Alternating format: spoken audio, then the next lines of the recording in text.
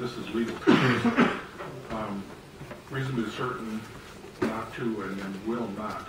When you're making these type of decisions, the DNR is trying to determine what's going to happen in the future.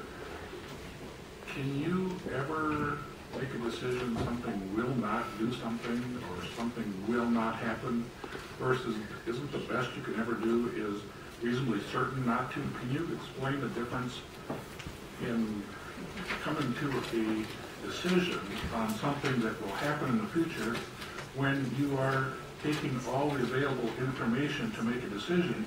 You don't know what's going to happen in the future.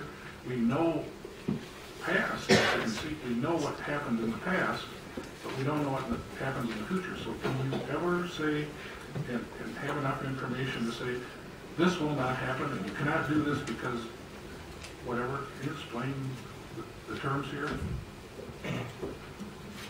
Anytime you're changing a standard like this that the DNR will be interpreting, and then perhaps a court might be, reviewing their interpretation at some point, there's going to be an element of agency discretion, and I think the different wording that, the different choices in wording before you represent sort of different points on the spectrum, and the department will take, different points and interpret them and sort of take them as a signal of the intent of the legislature.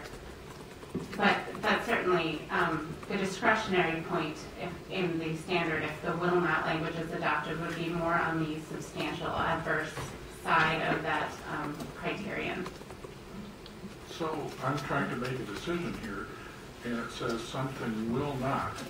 Do I need more information to make that, or do I need, and can I get by with less information to be certain not to? Because it seems like that when you say will not, that's black and white. You got to know right now that this will not do something. But do you ever know that enough information to make that conclusion when you're talking about something in the future?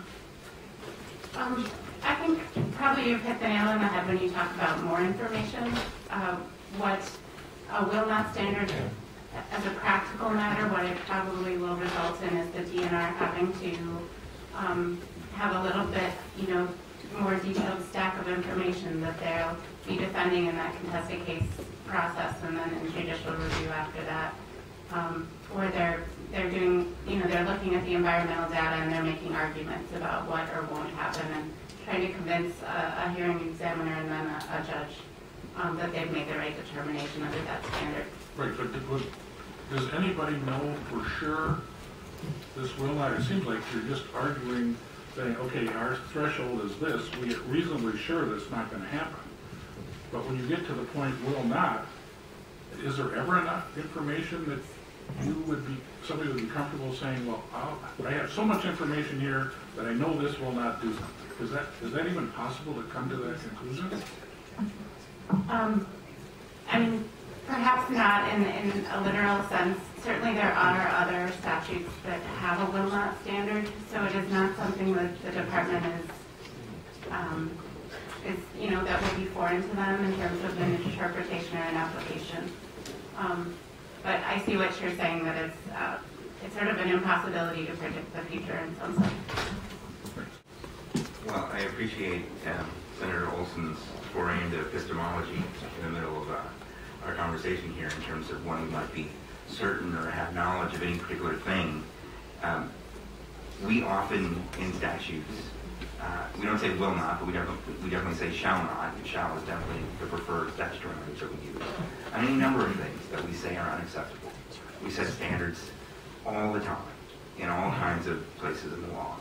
So to arrive here today and sort of reduce sort of statutory standards to a larger epistemological question about certainty, while I appreciate that academically, in reality, we all know that we have standards all over the statutes where we say what kind of behavior or standards are prohibited. So I think to sort of shroud that confusion around whether or not you can absolutely know for certain, and keep in mind what it says in context of the bill. It says we are saying that we want to change it from the current law that the proposed mine is reasonably certain not to result in substantial adverse impacts to public health. Substantial adverse impacts, not none, right? To will not have substantial adverse impacts. Substantial is important, right? It's not saying that there's no quantifiable thing, that there's no standard that could be put in place, that there's no room for the DNR to look constructively about what's happening. But what it is it gives to the public the same certainty that you're trying to guarantee to these mining companies. That they'll have certainty that you're not going to trade substantial public health impacts for a mine that might not be safe. That's it. It doesn't have to be a long epistemological conversation about what's real and what's not. It's about public health and whether or not we think that's as important as putting in a mine. Whether that needs to be balanced equally when we're going forward with the proposal.